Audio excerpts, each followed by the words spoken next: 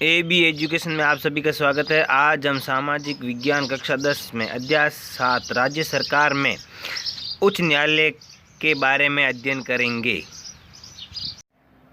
भारत में एकीकृत न्याय व्यवस्था स्थापित की गई। एकीकृत न्याय व्यवस्था का अर्थ होता है संपूर्ण भारत में एक ही प्रकार की न्याय व्यवस्था है, यानी कि अलग अलग न्याय व्यवस्था नहीं है, जिसमें सर्वोच्च स्तर पर उच्चतम न्यायालय होता है। एकीकृत न्याय व्यवस्था में उच्चतम न्यायालय के निर्णय सभी पूरे भारत में माने जाते हैं। भारत का सर्वोच्च न्यायालय नई दिल्ली में स्थित है। उसके जो भी निर्णय हैं संपूर्ण भारत में माने जाते हैं, इसीलिए एकीकृत न्याय व्यवस्था कहा गया है। न्यायपालिका में उच्चतम न्यायालय के पश्चात उच्च न्यायालय का स्थान आता है, जो कि राज्य स्तर पर स्थापित किए जाते हैं, जो राज्य के सर्वोच्च न्याय होते हैं। राज्य स्तर पर सर्वोच्च न्यायिक संस्था उच्च न्यायालय को माना जाता है, जो राज्य स्तर पर स्थापित किए जाते हैं। उनके द्वारा प्रदत्त न्याय की अपील उच्चतम न्यायालय में की जा सकती है। अनुच्छेद 214 के अनुसार प्रत्येक राज्य का एक उच्च न्यायालय होगा, लेकिन 2 या 2 से अधिक राज्यों के बीच में एक उच्च न्यायालय की स्थापना की जा सकती है, या 3 या 4 राज्यों के लिए भी संयुक्त हो सकता है। भारत में सर्वप्रथम उच्च न्यायालय की स्थापना 1862 में कोलकाता, मुंबई और मद्रास में की गई थी, जो कि अंग्रेजी शासन द्वारा स्थापित उच्च न्यायालय थे। कोलकाता, मुंबई और मद्रास। उसके बाद में 1886 में इलाहाबाद उच्च न्यायालय की स्थापना की गई थी। ये भी अंग्रेजी सरकार द्वारा स्थापित उच्च न्यायालय था। वर्तमान में भारत में 24 उच्च न्यायालय है। उच्च न्यायालय का गठन अनुच्छेद 216 के अनुसार उच्च न्यायालय का मुख्य न्यायाधीश और ऐसे ही अन्य न्यायाधीशों से मिलकर बनता है, जिसे समय समय पर राष्ट्रपति द्वारा नियुक्त किए जाते हैं, जो उनके आवश्यकता अनुसार होते हैं। उच्च न्यायालय के न्यायाधीशों की संख्या राष्ट्रपति द्वारा ही निर्धारित की जाती है। न्यायाधीशों की नियुक्ति अनुच्छेद 217(1) के अनुसार उच्च न्यायालय के मुख्य न्यायाधीश और अन्य न्यायाधीशों की नियुक्ति राष्ट्रपति द्वारा ही की जाती है। राष्ट्रपति उच्च न्यायालय के मुख्य न्यायाधीश की नियुक्ति उच्चतम न्यायालय के मुख्य न्यायाधीश कॉलेजियम ऑफ राज्यपाल के परामर्श से उनकी नियुक्ति करता है, तथा अन्य न्यायाधीशों की नियुक्ति उच्चतम न्यायालय के मुख्य न्यायाधीश, उच्च न्यायालय के मुख्य न्यायाधीश तथा राज्यपाल के परामर्श से करता है। न्यायाधीशों की योग्यता अनुच्छेद 217(2) के अनुसार न्यायाधीश भारत का नागरिक होना चाहिए। दूसरी योग्यता है भारत के राज्य क्षेत्र में कम से कम 10 वर्ष तक न्यायिक पद पर धारण कर चुका हो। तीसरी योग्यता उच्च न्यायालय का या ऐसे 2 या 2 से अधिक न्यायालयों का लगातार कम से कम 10 वर्ष तक अधिवक्ता रह चुका हो, पागल या दिवालिया घोषित नहीं हो। ऐसे व्यक्तियों को ही न्यायाधीश नियुक्त किया जा सकता है। न्यायाधीशों का कार्यकाल अनुच्छेद 217 के अनुसार वह 62 वर्ष की आयु तक पद धारण करेगा, तथा न्यायाधीश राष्ट्रपति को संबोधित करके अपना त्याग पत्र दे सकते हैं।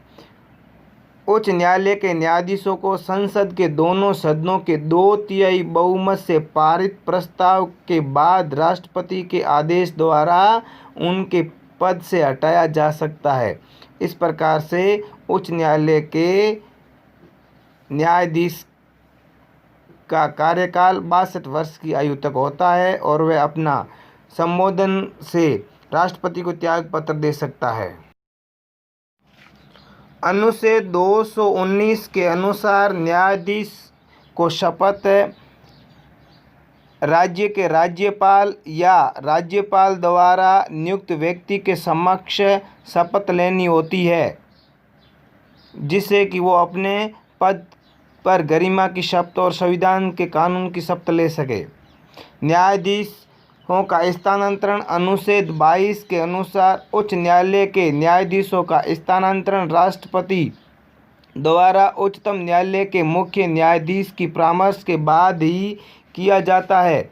इसमें वो उच्चतम न्यायालय के जो मुख्य न्यायाधीश है उसकी परामर्श के बाद राष्ट्रपति न्यायाधीशों का स्थानांतरण कर सकते हैं। न्यायाधीशों के वेतन अनुच्छेद 221 के अनुसार न्यायपालिका के न्यायाधीशों का वेतन संसद विधि द्वारा निश्चित किया जाता है। वर्तमान में मुख्य न्यायाधीश जो उच्च न्यायालय के मुख्य न्यायाधीश को 90,000 रुपये तथा अन्य न्यायाधीशों को 80,000 रुपये मासिक वेतन प्राप्त होता है।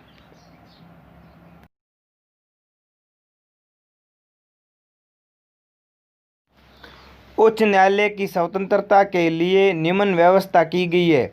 उच्च न्यायालय के मुख्य न्यायाधीश और न्यायाधीशों की नियुक्ति के लिए एक विशेष प्रक्रिया अपनाई गई है, जिसे कॉलेजियम व्यवस्था कहते हैं। उनका कार्यकाल निश्चित किया गया है तथा संसद में न्यायाधीशों के आचरण पर महाभियोग के अतिरिक्त कोई चर्चा नहीं की जा सकती है। इसके अलावा संसद में न्यायाधीशों पर किसी भी निर्णय के ऊपर भी चर्चा नहीं की जा सकती है। उच्च न्यायालय का न्यायाधीश अवकाश ग्रहण करने के बाद उन न्यायालयों में निजी प्रैक्टिस नहीं करेगा जहां वह स्थायी रूप से न्यायाधीश रह चुके हैं। कार्यपालिका से न्यायपालिका को पृथक रखा गया है। उच्च न्यायालय के कार्य क्षेत्र और शक्तियां निम्नानुसार है। पहली शक्ति है मूल अधिकार क्षेत्र या प्रारंभिक अधिकार क्षेत्र। इसके अंतर्गत उच्च न्यायालय द्वारा वादों की सुनवाई की जाती है, जिसके अंदर संसद व राज्य विधानमंडल सदस्यों के निर्वाचन संबंधी विवाद, राजस्व एकीकरण विवाद, मौलिक अधिकार, वसीयतनामा, विवाह विधि, कंपनी कानून तथा विवाह विच्छेद संबंधी आदि मुकदमों को मूल अधिकार क्षेत्र में सुना जाता है। दूसरा है याचिका या रिट अधिकार क्षेत्र। इसके अंतर्गत उच्च न्यायालय अनुच्छेद 226 के अंदर उच्च न्यायालय बंदी प्रत्यक्षीकरण, प्रमादेश, प्रतिनिषेध, उत्प्रेषणा व अधिकार परीक्षा संबंधी 5 याचिकाओं या रिट को जारी कर सकता है। जहां सर्वोच्च न्यायालय अनुच्छेद 32 के अंतर्गत केवल मौलिक अधिकारों के लिए याचिका जारी कर सकता है, वहीं उच्च न्यायालय मौलिक अधिकारों के साथ साथ अन्य मामलों में भी याचिका जारी कर सकते हैं, जो कि 5 क्षेत्र है। उसके बाद तीसरा आता है अपीलीय क्षेत्राधिकार। उच्च न्यायालय के अपीलीय क्षेत्राधिकार को 3 भागों में बांटा गया है। पहला है सिविलीय अपीलीय क्षेत्राधिकार। आयकर, पेटेंट, डिजाइन, उत्तराधिकार आदि मामलों में जिला न्यायाधीश के विरुद्ध अपील की जा सकती है। दूसरा है आपराधिक अपीलीय क्षेत्राधिकार, जिसमें अपराधियों को सैन्य न्यायालयों से 4 वर्ष के लिए कारावास दंड या इसे मृत्युदंड दिया जाता है, उसके विरुद्ध अपील की जा सकती है। तीसरा है संवैधानिक अपीलीय क्षेत्राधिकार। कोई भी ऐसा मुकदमा जिसमें संविधान की व्याख्या का प्रश्न हो वह उच्च न्यायालय में अपील किया जा सकता है। यानी कि अपीलीय क्षेत्राधिकार के अंतर्गत 3 आते हैं: सिविल अपीलीय क्षेत्राधिकार, आपराधिक अपीलीय क्षेत्राधिकार और संवैधानिक अपीलीय क्षेत्राधिकार।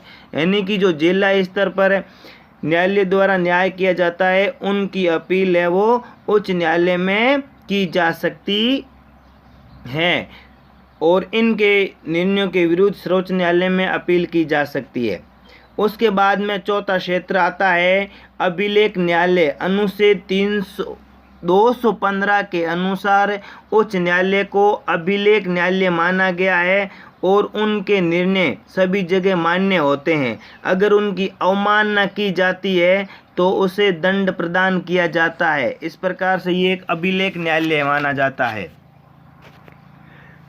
उसके बाद पांचवा है प्रशासन संबंधी कार्य। उच्च न्यायालय के प्रशासन संबंधी कार्य के अंतर्गत वह किसी न्यायालय के पत्रों और निर्णयों को मंगवा सकता है, उनकी जांच पड़ताल कर सकते हैं। उच्च न्यायालय का कर्तव्य है कि वह अपने अधीनस्थ न्यायालयों की शक्ति की सीमा का उल्लंघन करते हैं या नहीं करते हैं, इनके बारे में पूरी जानकारी रखना तथा कर्तव्य द्वारा निश्चित विधि के अनुसार ही पालन करवाया जाना।